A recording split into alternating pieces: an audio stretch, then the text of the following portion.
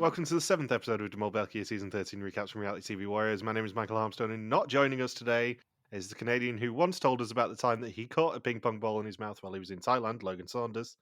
But still here is the guy who is always willing to grab a foreign pole whether he has money in his pocket or not, David Bindley. Timing. Good morning. Good morning. I'm glad you got the timing right. You will notice the distinct lack of Canadianism. Have you any idea where in the world Logan Saunders currently is? I don't, do you? Yeah, unfortunately, he had a double booking for our recording today. That's so rude.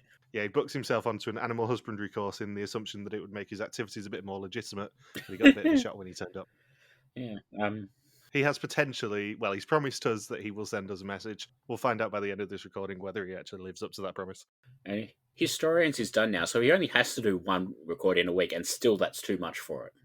Oh, I know, and we were talking about this weeks ago going, right, this week we probably need to do Monday just to, make everything safe, and then at the end of the last Historians last week, he's like, yeah, I might not be able to make Monday, eh?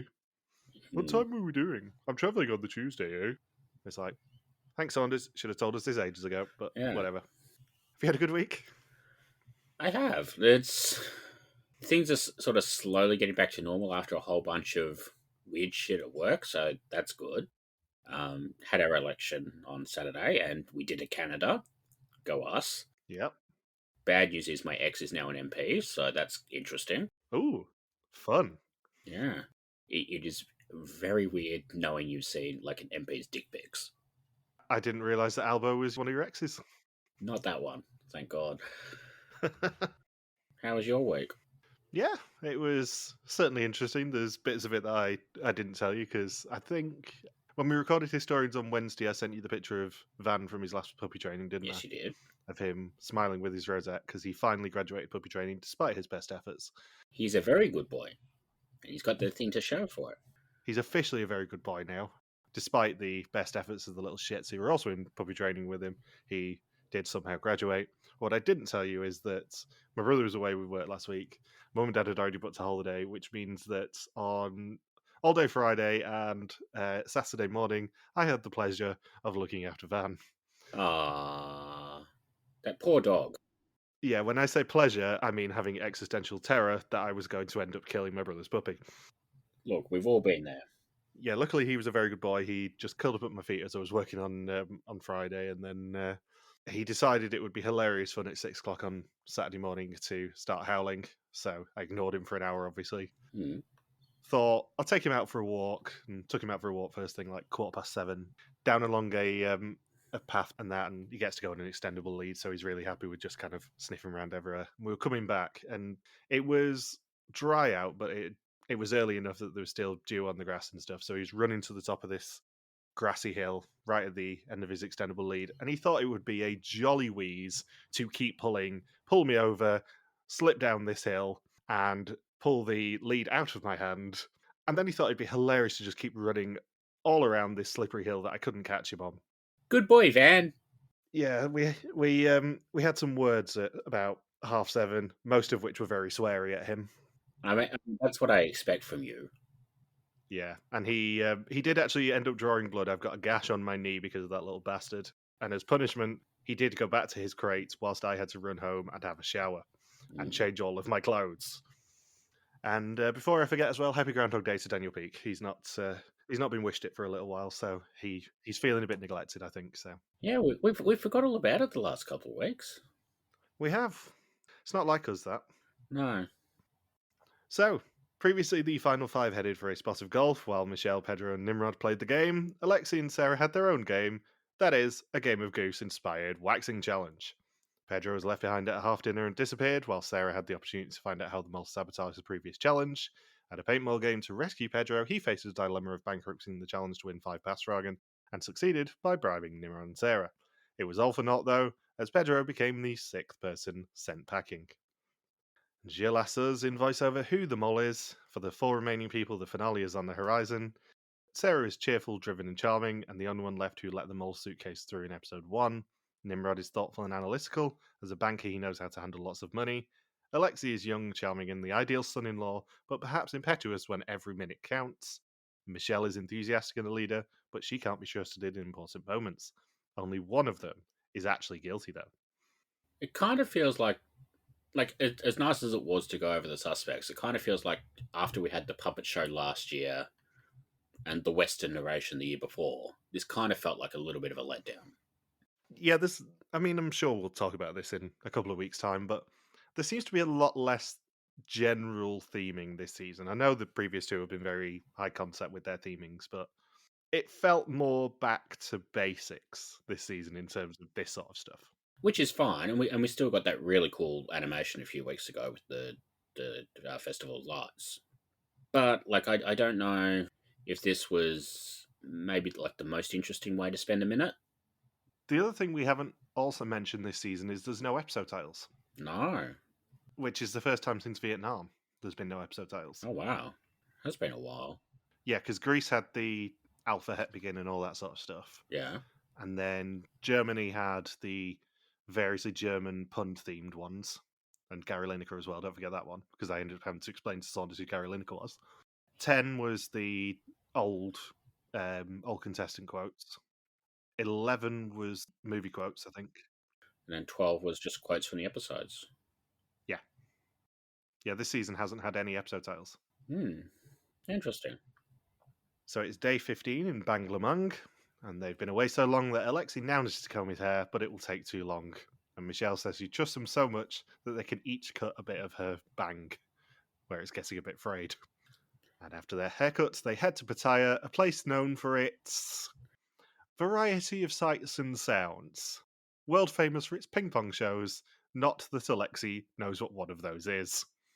I love that they couldn't even get through the B roll for Pattaya without a shoddy salesman trying to offload a fake Rolex to them. I mean, I said this to you before we started recording, but I love just Gilles getting so close to saying sex tourism, but being well aware he's not allowed to say the phrase sex tourism. Yeah.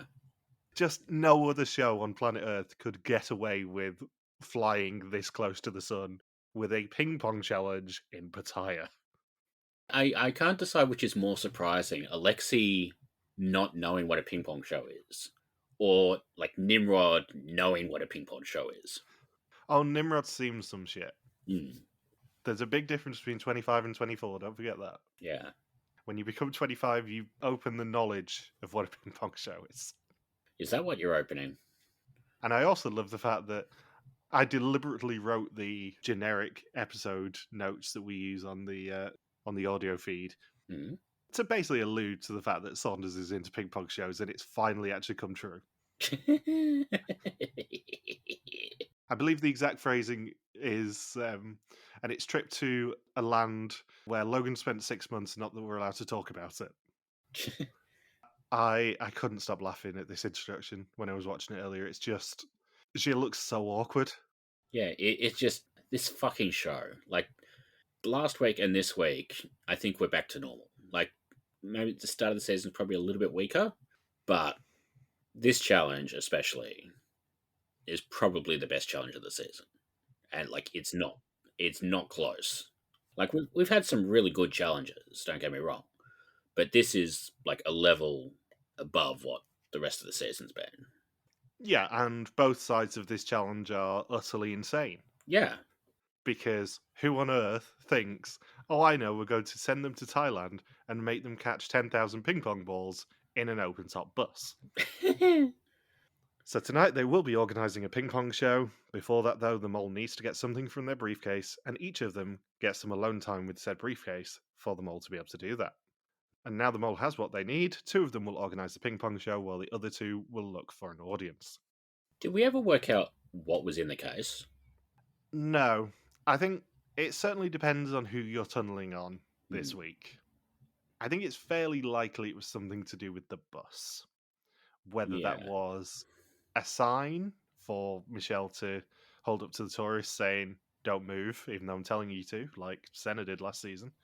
Whether it's a sign for the driver to say, don't actually go at 15 kilometers an hour. Yeah. I think it's something to do with the bus side of the challenge, definitely. Yeah. Well, I couldn't even work out what it could have been if it was for the ping pong ball side. Because the other thing is, Michelle and Sarah really didn't have much in the way of pocket space. So it can't have been anything big. Yeah. So they decide to split on gender lines, and the women will be recruiting the audience on a sightseeing bus and have to recruit as many tourists as possible. Michelle is picked to be the guide, and she has 10 tourists to entertain. Each one who stays on the bus is worth €200. She has to keep talking, as if she leaves a silence for 5 seconds, one of the tourists will get off the bus at the next stop.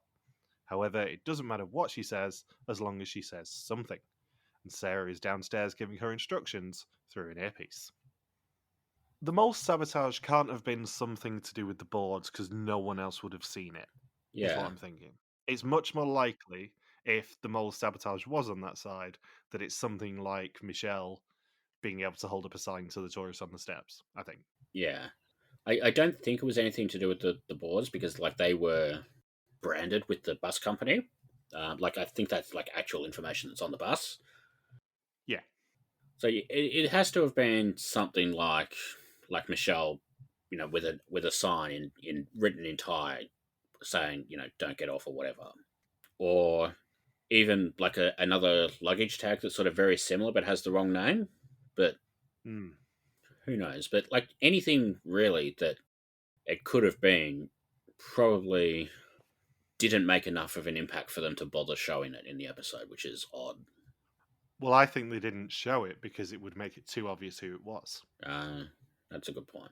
Because if it was something like the sign saying, please don't leave, stay around here and get in the photo, then it makes it blatantly obvious that it was Michelle. Hmm. I'd be kind of disappointed if it's another sign though, because then it's what 4 out of 7 that have been signs. 5 out of 7 if we count the watermelon. Yeah, because the only thing I can think of from the ping pong ball side is maybe it was something to do with the release controller, Hmm. something that made it less responsive or something like that. But I mean, let's be clear, it is not Alexi. If it's Alexi and I'm sat in that press room next week, I will be gobsmacked. Just Alexi goes over to the suitcase and then comes back with like a giant hairdryer in his pocket, and we're supposed to just ignore it. Yeah. The thing that I was kind of expecting from the ping pong side, if the mole was on that side, was something like heavier ping pong balls. Yeah, like he comes back with a hairdryer in his pocket, and then you just got to pretend. Oh no, I'm just excited to see my first ping pong show. Yeah. So Nimrod and Alexi are playing for the ping pong balls, 10,000 of them to be precise. Each ball that is caught will be worth 50 centimes for the pot, and they must be caught by the hop on hop off bus. It is up to the guys to lower the crane and make it easier to catch the balls, and to do that, they have to complete 2 ping pong themed challenges. I think my favorite thing about catching them in the bus is they don't even let the people go downstairs while it's happening. Like they dump them on these poor people's heads. Hmm. And they only seem to realize when the crane lights up and they realize they're about to drive directly underneath said box of 10,000 balls. Hmm. I'm also wondering if there's gonna be something like the mole's name's written on one of the ping pong balls. Yeah. It's an opportunity that I'm not sure this show will pass up. Out of curiosity, how many times have you had 10,000 ping pong balls in the vicinity of your face? That we're legally allowed to talk about 0. Okay. I'll tell you the real answer off air. So the first challenge is to maneuver a ping pong ball through an obstacle course, the first stage of which is catching the ball as it's dropped through a pipe on a hairdryer. And the second stage is to get the ball out of the airstream using their mouths. It's probably a good thing these were the first 2 steps because they're clearly the impossible bits. And also, I know we've not said this much this season, but are they pandering to us by having Nimrod deep throat a ping pong ball scored to Barry fucking White? Yeah. Happy whacking day, everybody. Usually it's me and Saunders who are pandered to, but I think that scene was entirely pandering to you. Thank you, people. And I'll also confirm at this point that I have not had an email off Jill yet this season, which means we've already improved on last year's record. I do think it's hilarious that people on the Discord last week were like, "Ooh, I can't wait to see how they're making the balls float next week," and then it turns out it's just a hairdryer.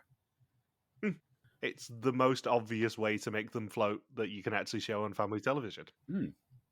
The third stage of this challenge is to shoot a ball using your mouth at a target and then catch it again to release the drone. How would you have done at any of this? Oh, I would have been absolutely terrible at this. I have like 0 hand-eye coordination. I would have had to be on the tourism side because there would have been no chance that I would have got that ball through the obstacle course. And then they would have just, got off because they can't stand you. Um, Yeah, obviously. I would have gotten the trick to catching the balls in your mouth. Are we just going to leave that hanging there? That did not come out the right way. But I think Nimrod was screwed with that basically as soon as he tried getting up, as soon as he tried to get underneath the ball, because then you disrupt the airflow and it just drops.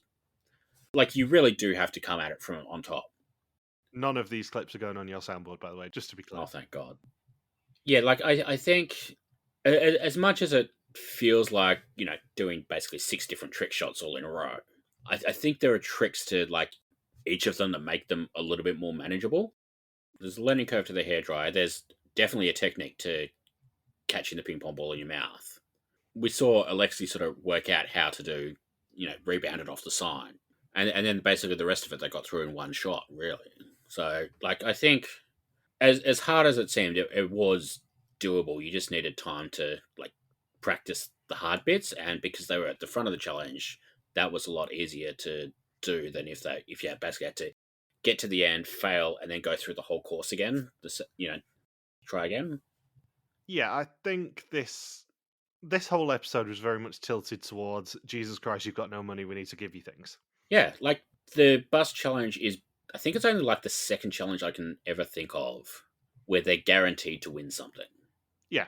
Because, like, they can't lose all of those tourists at the start of the challenge. No, unless Michelle stops talking too much. Yeah. And I think if Michelle is the mole, she would have been significantly more aggressive if they'd been significantly better at the previous challenges. Because there's no way in hell that a mole would willingly go, oh, I'm going to get to 4 seconds of not speaking and then start speaking again. Yeah. Unless they were sort of being nice this episode. Hmm. So Michelle can also be asked questions by the tourists. They want to learn something too, and if she answers a question wrong, then 3 tourists will leave at the next stop. Sarah can look downstairs at the boards to find out what the correct answer is, but only for 2 minutes. And the first question is what the current year is on the Buddhist calendar. Sarah spots that it is 543 years ahead of the Gregorian calendar, and Michelle does the maths wrong, losing them 3 of the tourists. We kind of just skipped over it, but, like, I know Michelle sort of has to fill time, but genuinely, like, the bit where she's scared of being decapitated by the power lines was just insane. It's so good. Because the thing is, if you've ever been to Southeast Asia, you'll feel Michelle's pain there. Yeah. Because I remember, I know I've told this story on the podcast before, but when me and my brother first went to Ho Chi Minh City, it was startling how low some of those power lines are. Because I know I'm a tall person. My brother's 6'2", and you walk into these power lines, you can hear them crackling overhead. Yeah. And they're easily a good 6 inches thick, these power lines. It's kind of terrifying. So if you're standing on top of an open top bus, yeah, I kind of understand where she's coming from with the please let me know if there's any power lines coming because I might get decapitated. How many times have you been decapitated? That we can talk about on the podcast? 0. You'll tell me the real answer off air. Correct. So the final ball stage is to bounce the ball from a bin lid onto a ping pong bat and then into a cup on a drone, and they do so, and the crane drops to 20 meters. Michelle's second question is what one of the tourist names are. She can match the name tag to tags on the luggage underneath, and they do get it correct, confirming these 7 tourists will be joining them for tonight's entertainment. Do you think the luggage question was a little bit easier because they just lost 3 people from the first question? I would assume so, yes. Hmm. Because, I mean, I have been on a fair few city sightseeing, hop on, hop off buses. It's basically the first thing that I do in a new city because it's the easiest way to get around. Yeah. And in fact, when I was on my own getting a cruise from Athens in 2022, I deliberately got a sightseeing ticket that included the hop on, hop off bus because I knew it would stop at the cruise terminal and I timed it perfectly so they dropped me off at the right time. Oh, well done. Oh, I'm absolutely mercenary with these sort of things. It was the Athens City Pass, and it included the hop on hop off bus. Oh. Not that company, but it was a different one. But one of the stops was Piraeus, where the cruise terminal is. So I very much took advantage of their hospitality and timed it correctly. You don't have name tag luggage on, hop off buses, usually. You Right. just take your own bag upstairs with you. Yeah. So I know that this challenge was slightly contrived, but yeah, I think that is where it's very difficult for them to sabotage because if, I mean, I'm assuming without knowing your suspicions, either Michelle or Sarah is your mole. Yep. Neither of them could really sabotage there. Yeah. Like, I mean, yes, it is contrived, but also, so is dropping 10,000 ping pong balls into a bus in the middle of a parking lot. Like, I don't care that it's fake. Oh no, I don't care that it's fake either, but I think in terms of the pretenses of this show, it's very difficult for a mole to plausibly go, "Oh no, I got that wrong," Yeah. because if it is Michelle, assuming she knew what the correct name was gonna be, then it's probably fairly difficult for her to describe the wrong character Yeah. without umming and ahhing too much and losing a tourist anyway, and making it too obvious. Yeah. So for their second challenge, Nimrod and Lexi have to win a game of Pong against a computer, but with them physically controlling the bats in the warehouse. And if they win a best of 5 game, they lower the crane again. It's so nice that Logan's not here, so we don't have to spend 5 minutes explaining what Pong is. I know, he's just used to mist at this point, isn't he? And at the final bus stop, there's a group of 5 tourists that they could take, but they must take a photo of them first, where they have no other tourists behind them. And they got 5 minutes to take the photo. That's an interesting way to get more people onto the bus. It is. I feel like there probably should have been more challenges than that, though. Yeah. Especially if they're chucking money at them this episode, as they obviously are. Yeah. There should have probably been some more challenges at the stops, I think. Yeah. Like, I think probably should have been, question, mini challenge, question, mini challenge, rather than question, big mini challenge. Yeah. Unless there was another challenge and they just cut it because it had no effect whatsoever. Because if you spot, I think it's after the ping pong challenge finishes, Alexi says that they could have earned €9,000, but they only earned about a third of it. That doesn't add up. We only see €8,000 of people because it's Yeah. 5,000 for the ping pong balls, 3,000 for the bus. Yeah. That's So I odd. really wouldn't be surprised if there was a mini challenge cut here Hmm. for whatever reason. Yeah. Because I've kind of only just made that connection when you were talking. I was gonna point it out, Hmm. but yeah, I've kind of only made that connection when you were talking. Like, oh yeah, maybe there was a mini challenge cut.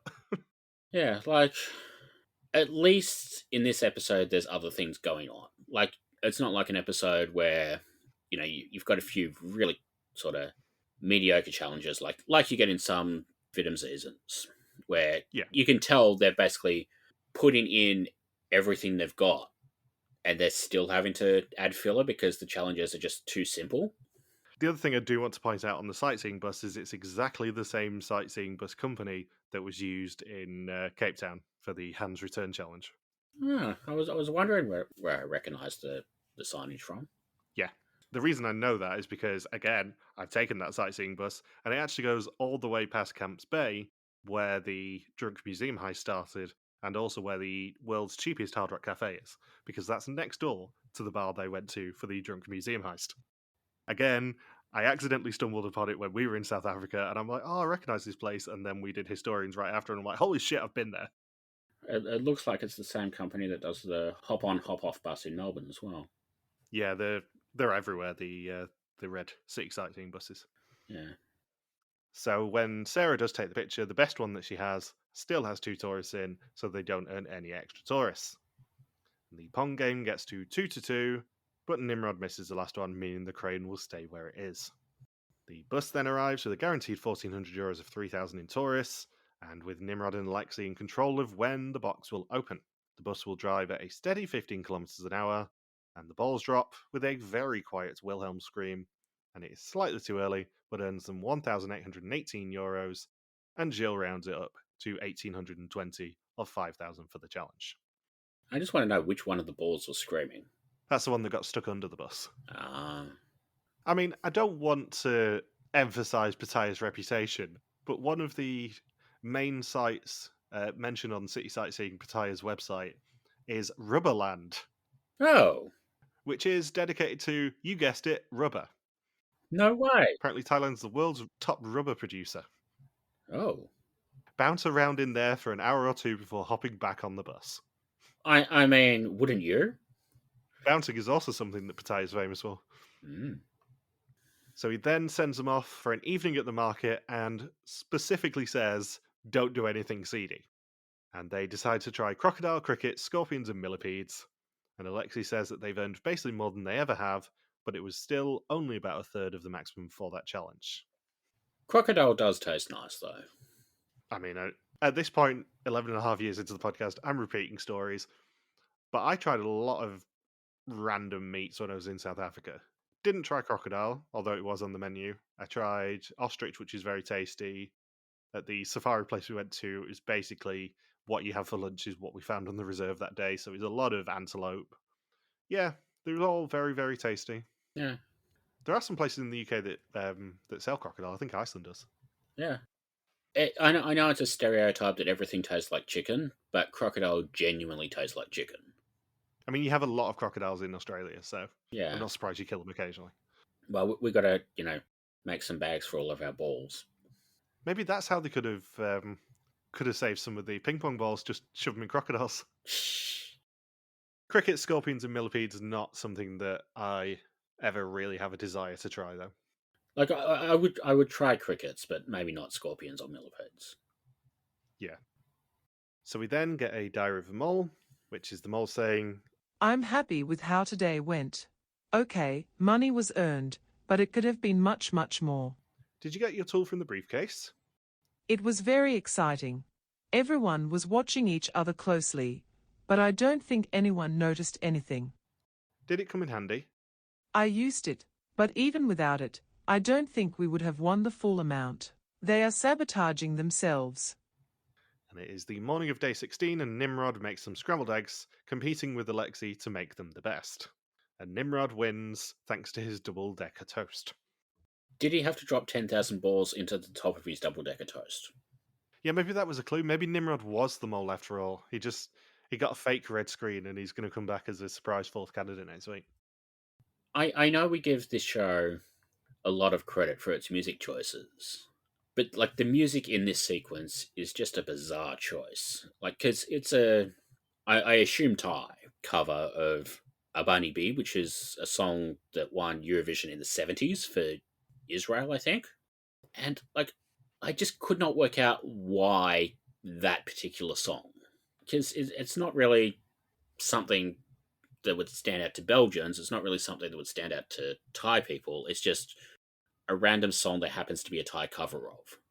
I mean, lest we forget, the start of this season had a Cantonese cover of an Irish song Yeah. in Thailand. How odd. Very, very odd. Hmm. So after breakfast, they head back to Pattaya for a different kind of show today at Batman House. It is a former mega nightclub which has been abandoned for 30 years. Gilles greets them on the rooftop and tells them they will either win money or the last pass fragment of the trip. Only one person will be able to cash in their card in the pocket, which they randomly selected earlier in the day.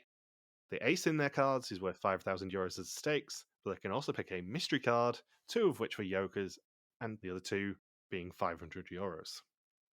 All four claim that they are playing for the ace, but not everyone is telling the truth. Gilles brings out a way to find out who is telling the truth.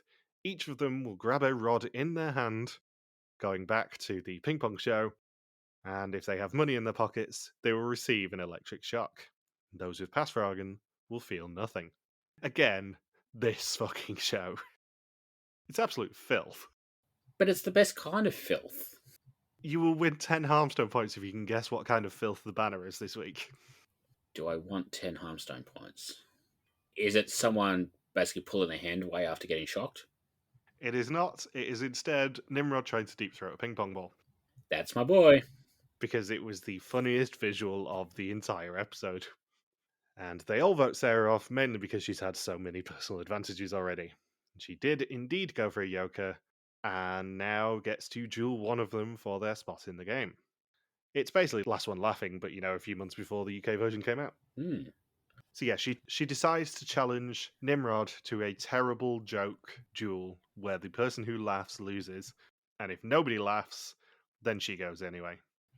Why on earth would you pick Nimrod for a don't laugh contest? Especially when both Michelle and Alexei were pissing themselves afterwards. Yeah. It was so blatantly obvious that Nimrod was the wrong choice here for any sort of hilarity duel. Yeah, like, firstly, Nimrod is not losing this challenge at all. Like, there's no universe in which he loses. But also, Nimrod was clearly going to take the 5,000 euros. Like, everyone agreed on that. So the only way this makes sense to me is if she's the mole and then she wants to get the 5,000 euro out of the challenge. But if they've got that offer at the end, then whoever's left at the end is just going to take Nimrod's card anyway. It just didn't make sense. The mole cannot risk taking a €5,000 card and including one in the game. Mm. The mole has to take the mystery card regardless, because at worst it's going to be €500. Yeah. Because I don't think they really care if someone gets 2 pass froggen as long as nobody gets €5,000. But the problem is, Alexei and Nimrod steamroll this challenge and just basically come together and go, I know you've got 5,000, I know you've got 5,000. Let's just team up, make sure that the girls can't put any pass froggen into the game and take the €5,000 because we need it. Yeah. Because it's so irritating this entire episode that basically Michelle and Sarah end up in exactly the same place for the entire episode. Yeah. I wonder if the mini tasks would have been better if they didn't have the jokes pre-written for them. As funny as What Hangs on the Wall and Host Them All, Gilles de Poster was. Like, none of the All other of jokes them was... were brilliant. None of the No, other jokes... I laughed at them all. Oh. Well, you are easy to please. Well, I laughed at most of them, I'll say. There was one or two where it's just like, yeah, that doesn't make me laugh. But Gilles de Poster really, really made me laugh. Yeah, like, that was easily the funniest one. It appeals to us perfectly. I mean, we are a podcast that 2 years ago, I think it was episode 7 as well, wasn't it? The speed challenge, which was just hilarious. Like, just full of terrible puns. I think it was episode 6, actually, because it was Yeah. 5 people. Yeah. Yeah, it's just full of terrible puns. And, like, this is how you get us on board with the challenge, is just stick in terrible wordplay and puns. But, yeah, Gilles de Poster, absolutely A tier, whoever wrote that. Yeah. And finally, this season, we actually had a reference to Gilles being a celebrity as well. Yeah. Or being a notable person, if nothing else. What did Nimrod use to make breakfast and host them all? Shield a toaster. Oh, God, we're not starting these. Saunders isn't here to play with you, I'm sorry. Oh, God. So, unsurprisingly, because of the terrible Gilles pun, Nimrod wins, and Sarah is eliminated from the challenge. The remaining 3 will be putting their hands in boxes with creatures. If they've got a yoker, it will be empty, and if they got money, the boxes will contain cockroaches. And we find out that Michelle has the other yokers, and Nimrod and Alexei are both playing for €5,000. And the boys then vote out Michelle, and she challenges Alexei to a duel, which is a much more sensible option. And this time they also get sound effects to use should they choose to. However, she does fail to make him laugh. I mean, obviously, I'm majorly sold on Michelle here. I think Michelle's play here is way better than Sarah's, if she is Mole. Yeah. Because she challenges someone she knows has €5,000, and more importantly, she challenges someone who she can definitely beat in a laughing duel. Mm. Alexei is the easy target here, if you're going to go for one of the guys with €5,000. I wonder if maybe Sarah didn't expect Alexei to take the money. Well, I'm sort of assuming the mole was briefed. I can't imagine they'd go into a challenge like this with the mole not knowing who has what card. Yeah. Because if they did and Sarah still picks Nimrod, then that's a dumb choice for a mole. As someone who's no one's really going to beat in a laughing duel. I mean, we're not saying Nimrod is totally humorless, but he's the most humorless of the final 4. Yeah. Put it this way, I was more gutted that Nimrod went because I knew I wasn't now going to get to chat to him than anything. I think he would have been fascinating to talk to next week. Nimrod makes an interesting straight man. Yeah. And also, he was so blatantly a contestant this week that it would have been very nice if one of the girls had gone so I could be confident. Joke's on you, bitch, you'll never be free. Yeah. So the final duel is a laser game, and the winner gets an offer. They can either cash in their card or steal one of the other 3. And they have limited ammo and a blindfold, and must try to hit each other whilst wearing the blindfold. However, because it's 2 guys in their 20s, they're basically doing a parody of Fortnite here, and the laser circle they're playing in will shrink. If they step outside it, it alerts their opponent to where they are. And also, they take some sort of poison damage or whatever it is on Fortnite. I haven't played Fortnite for years. No. I'm a 32-year-old man. Jesus, you're 32? I am, now, officially. Wow. So Nimrod manages to shoot Alexei eventually and receives the offer. Alexei chose to take an ace, as did Nimrod, and Nimrod says it's time for money and reveals he did cash in the money card for €5,000 of 5,000 for the challenge, 8,220 of 13,000 for the episode, and 20,910 of 92,900 for the season so far.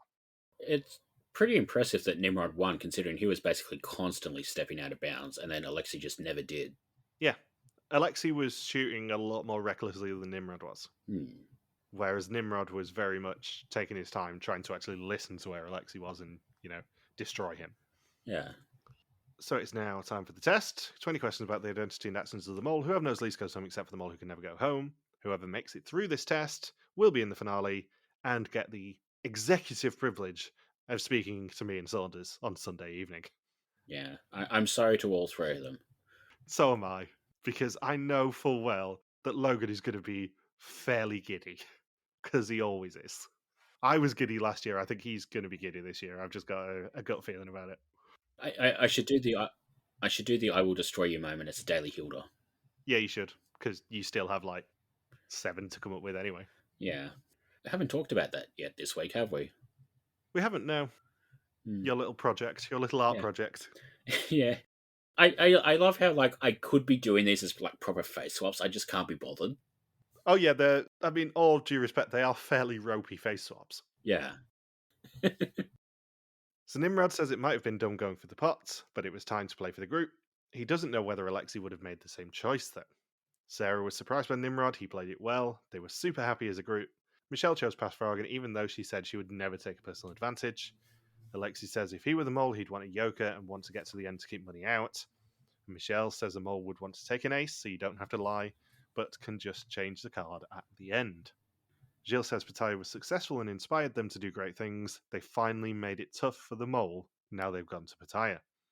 Nimrod is the first name to be typed in, and it's an instant red.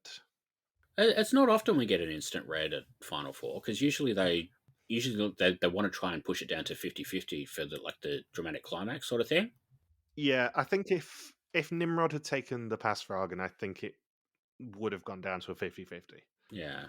Because they more like to hinge it on the did you save yourself with Pass Fragen, or are you still going home like they did with Pedro last week? Because that's why we saw Alexei and Michelle first, and then it was like, oh, well, the Pass Fragen didn't save someone then, did they? And then we get the Pedro red moment. He says he had a feeling, it's a shame, but he knew. He's really grateful for his experience. It was the craziest experience of his life. Alexei says he's been one of the strongest people all season long. It stings a bit that he gave them €5,000, but he stands by his choice. Michelle says that he couldn't get over the fact that they had the lowest pots. And Gilles says the train was his highlight when Nimrod was just peddling his little heart out. He gets a hug despite Nimrod not being a big fan of them. I love that Nimrod was like, okay, fine, let's get it over with. You know full well that I would have told Saunders if Nimrod had got to the final 3 that Nimrod was a massive hugger and that was his greeting, and just taken a picture of the awkwardness. So next time there's parasailing, volleyball, the mole openly challenges them, and it's time for a hunt and an explosion before one of them is unmasked as the mole. Shall we eulogize Nimrod? Sure. I mean, I know he's maybe not like the most dynamic person they've ever cast on this show, but he's brought such a good energy to this season that like I can't imagine this season without him. Yeah, given that basically everyone else in this cast is insane, Nimrod was always going to pale in comparison in terms of personality just because he isn't the dynamic personality of someone like Hilda.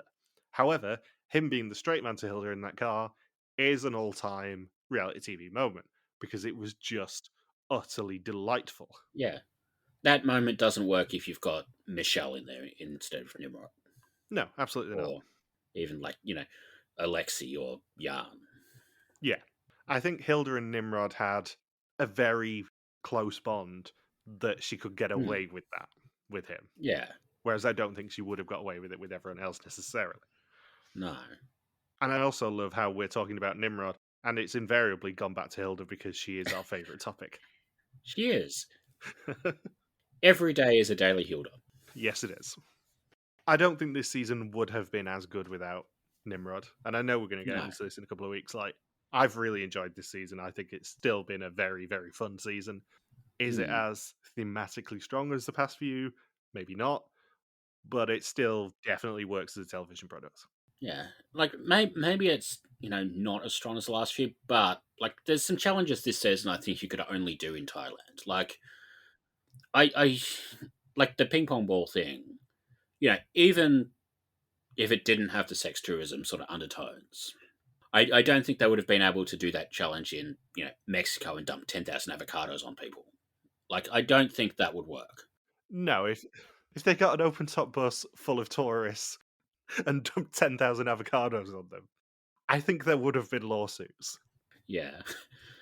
You would have had Lloyd and Baha running around going, just mind your heads, mind the baby, just avoid everything. This is gonna hurt. The scary thing is we didn't even get the question wrong, so they're lucky it's not stones. Yeah, Nimrod, I think, made this season work by just being sort of the center point of normality. Yeah, it's like I know Gilles has said, for years that they basically just cast people they want to spend time with. Yeah. Like you can't have an entire cast of like the crazy people, like the Phoebes and the Rosses. You do need a Matthew Perry sort of type. Yeah.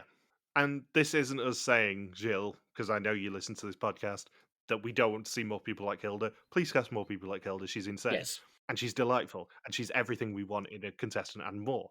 I mean, I have literally, right before we started recording this, watched the 2 most recent episodes of Covert Quartrators, which somehow is more insane than the Canadian one that was on last year. Oh. You absolutely need to watch it. I'm not going to spoil what happened, but you know how I told you about the murder in plain sight a few weeks ago? There's another wrinkle. Oh. It doesn't necessarily work how they thought it was going to, shall we say? Ah, cool. And it's beautifully told. It's told in a Genius game like flashback, but with people actually watching it. Yeah. I had to get one Genius joke in there. Sorry, people who work on Genius who listen to this podcast. I love you, really. Like you can tell there's a lot of people, who've put a lot of work into it. It's just I don't get why A, it's on ITV, and B, it's against Race Across the World. Yeah, and also people are still very much taking their copium and going, oh, yeah, it was up against Taskmaster and it held its own. But it's like, yeah, Taskmaster triples its ratings on catch-up. Yeah. The fact it didn't beat Taskmaster on overnights is not a good sign. The fact it dropped like a third of its audience overnight is not a good sign. And in fact, someone on the Genius subreddit did have a go at me for pointing that out. It's like, oh yeah, it was up against Taskmaster. And I'm like, yeah, it was, but it probably should have beaten Taskmaster overnight, and it didn't. So, on the pool, the bit that you've been waiting for me to say, you do lose your final team member, eliminating you from the pool at the last hurdle, or doing a Michelle Pierce Donovan as we more commonly know it. Logan goes into the finale in a strong position with Sarah and Alexi left, and I've got Michelle. And more importantly, this does block Fuzzy's corner. Yeah. I was having a look at like the season-long bingo board she did at the start of the season. I think there's only one row left where she can get a win. Oh, good. Well, she can't get either of the diagonals anymore because she's lost both of the bottom corners. And then I think she basically ended up with a line of wrong answers basically straight across the middle that's ruled out pretty much all of the vertical rows. So the only 2 ways she can get a bingo now, if next week there's a challenge based around superstition and the mole is a woman, or like Sarah isn't the mole, Michelle somehow earns an advantage in the final episode, and we get Pedro getting a tattoo at the reunion. Like, I don't think either of those 2 options is particularly likely. No, and just like me at a finale, she did go 0 for 5 until she got her bingo last week. On First Suspicions, as I mentioned last week, no one had Nimrod in first, meaning we are now guaranteed someone to win First Suspicions with a First Suspicion. While 6 people, Febra, Femke, Urine, Walter, Fuzzy, and Logan fucking Cylinders all had Nimrod in 9th. Sandra has stormed back ahead with a score of 8, while Alice is still in last with 24. And out of interest, Bindles and I are currently on a score of 18, and Logan is the only other person with a single-digit score on 9. Saunders can, unfortunately, do a perfect finish if Michelle is the mole and Sarah is the winner, I believe. I'm not sure if anyone else can do a perfect finish, but Saunders, unfortunately, still can. That's so rude of him. I know. And you can do the final week of the Bothers Bar Suspect List at suspectlist.rtvwarriors.com or the link in our bio. And as I told you last week, what the bonus question was going to be, it is, just like Vidum, who is the winner?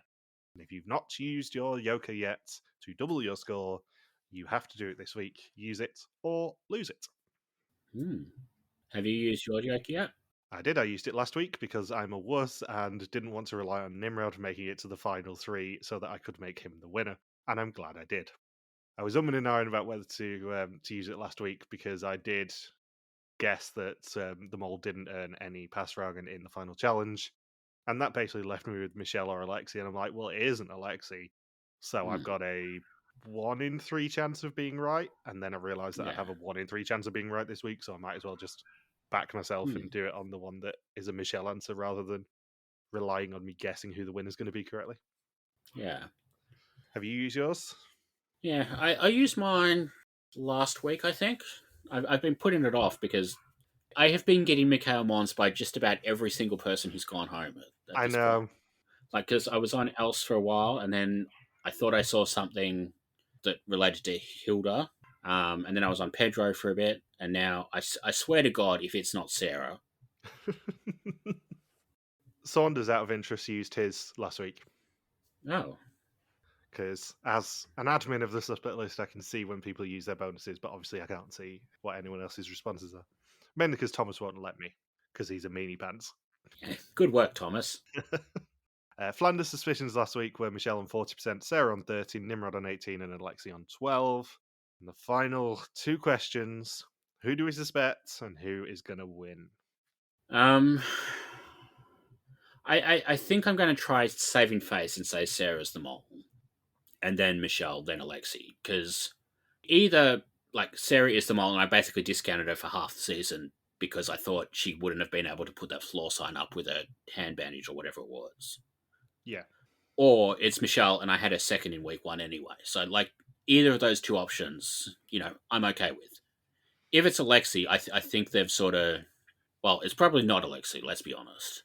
But I think, if it is Alexi, I think the thing they try and do where they try and make the puzzle a little bit solvable, I don't know if that's worked quite so well if it's Alexi, because I feel like I haven't seen anybody beyond him. Yeah.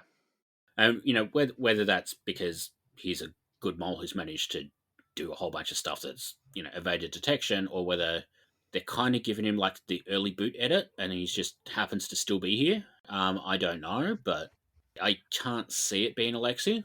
But if it is Sarah, then the way the test confessionals were worded this week does make me think Alexi is the winner. Because I think they were sort of hinting that Michelle was on Alexi, which is baffling if this is, the final 3. And we know that Pedro went home last week because he was so far off anything. I feel like if it is Sarah, I'm going to have a bit of a harder time reconciling some of her choices of positions in challenges. Because there have been 2 or 3 this season where the mole absolutely wouldn't want to be. The mole would not want to be on the waxing chairs, for example, because you have 0 control over half of the challenge. And also on top of that, in the other side of that challenge, Michelle sabotaged a lot if she's the mole.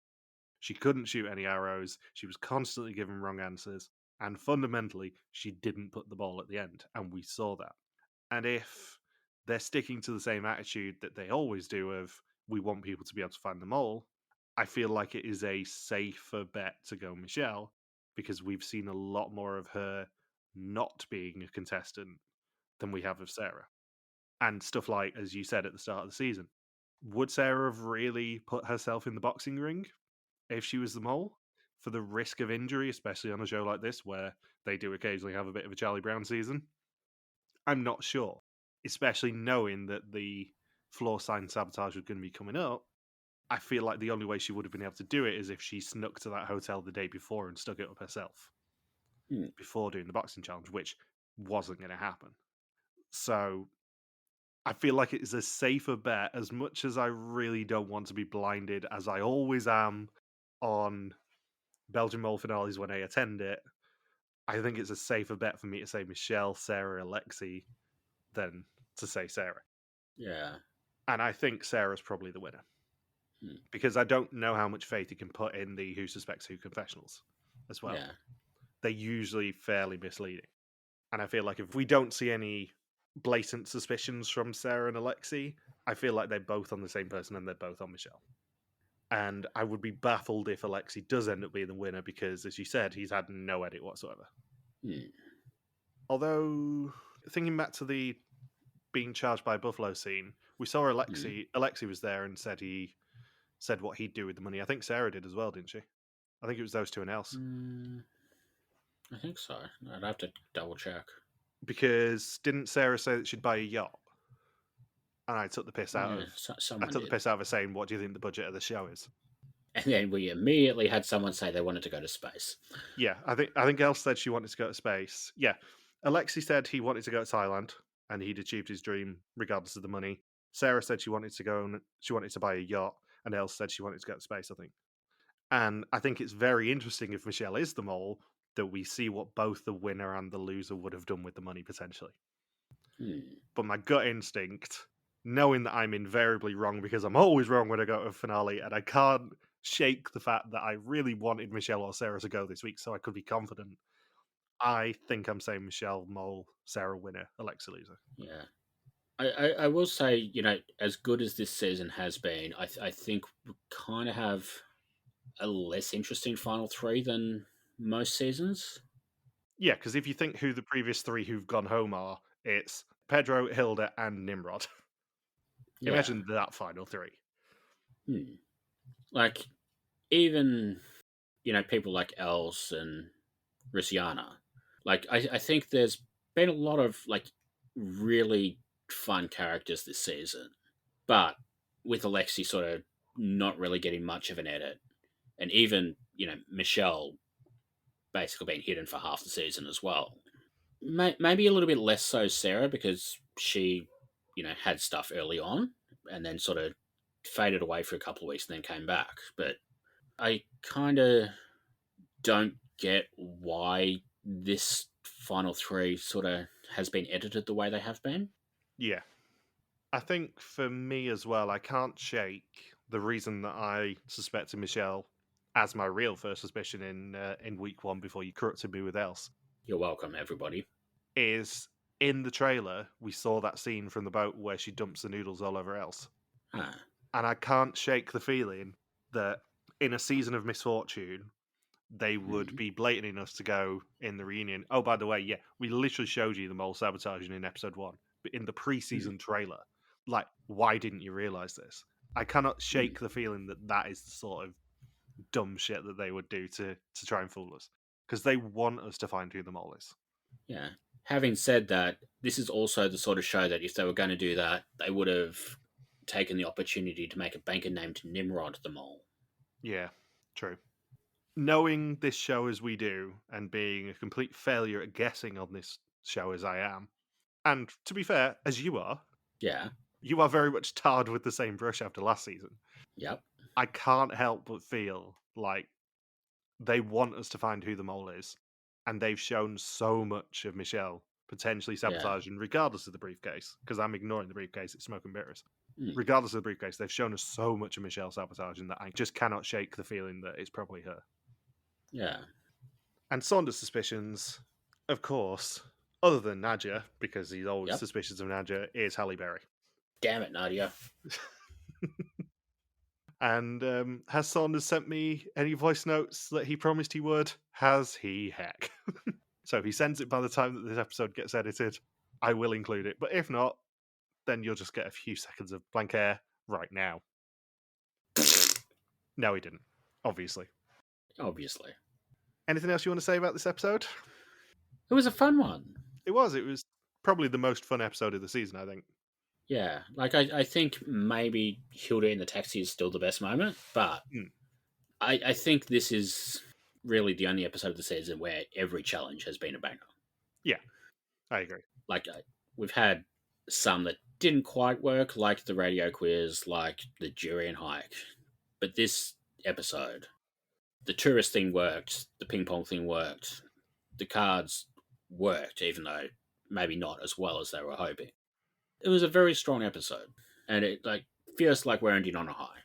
The thing that we've discussed previously, and I'm thinking of here, is the concept that as long as you start strong and end strong, it doesn't really matter what's in the middle.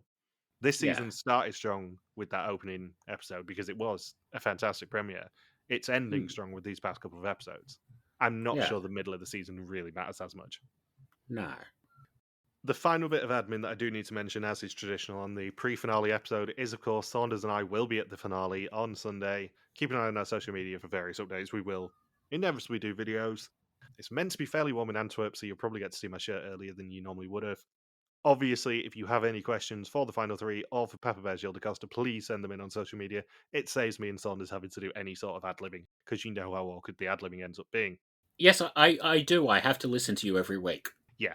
Please, please, please send in questions so Yeah. that it's not nearly as awkward as normal for me. What is yours' favourite Belgian radio jingle? And can he sing it? Well, I got him to say Happy Groundhog Day to Daniel Pete last week, so he probably would be up for it, let's be honest. And he is also a new father, so he's probably going to be sleep deprived. So, I reckon Jill's going to be fairly amenable to some of our bullshit this year. Yeah. And assuming that all goes well, Diary of a Mole Finale 4 is going to be out on Tuesday, I believe. Ooh. All depends on my flights, because my flights are much later than normal this year. I'm not doing an early morning return. I'm doing an evening return, which means that hopefully I'll have a bit of editing time before I get on my flight, but I might be a little bit knackered. Yeah. We'll see. I'm aiming for Tuesday anyway. So, thank you for listening to our Mol België Season 13 recap. We'll be back on Tuesday for Diary of a Mole Finale 4, and next Thursday for the recap proper, as we conclude the hunt for the newest mole in Thailand. Don't forget, you can contact us on pretty much every social media platform that isn't TikTok, where we are RTV Warriors, or you can email us and contact at rtvwarriors.com. You can also support us on Patreon at patreon.com/rtvwarriors. More news on what you'll be getting on Patreon in a couple of weeks. Thank you, as always, to the Legion of Subtitlers. We'll see you next week. Enjoy Belgium, arsehole. Oh, I will. When I saw the ping pong challenge, it made me think of a very different ping pong video. What I saw in this episode of the Mol België is not what I anticipated. As soon as I saw Nimrod go for the $5,000, that's when I ruled him out as a mole suspect. So, of course, he has to be executed this episode. And Michelle was very, very suspicious with the messing up the Buddhist calendar year, with the way she was deflecting it as if it was Sarah's fault. But yet it was Michelle who was in the position to give the incorrect year number. And her answer wasn't even really all that close. And I don't think there were as many distractions as she claimed there was. Also, did you all notice the Wilhelm scream this episode? That has to be a hidden clue, because it's been in every single episode. There has to be a theme as to when it's being involved. And by the end of the episode, I completely forgot about the whole twist involving the mole's briefcase until the Diary of a Mole at the end of the episode.